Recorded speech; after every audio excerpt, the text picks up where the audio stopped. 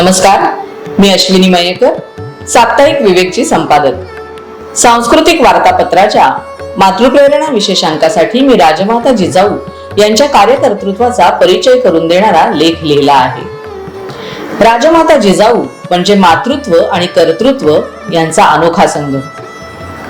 जिजाऊंनी आपल्या प्रत्यक्ष जगण्यातून शिवरायांच्या मनात लढवय्या वृत्ती, स्वधर्माविषयीचं, स्वराष्ट्राविषयीचं प्रेम रुजवलं.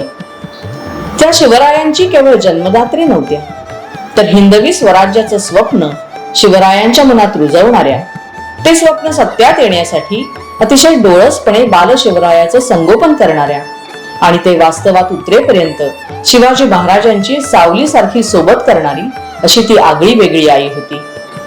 राष्ट्राय स्वहा इदं न मम याचं मूर्तिमंत उदाहरण म्हणजे राजमाता जिजाऊंचं अवघं आयुष्य.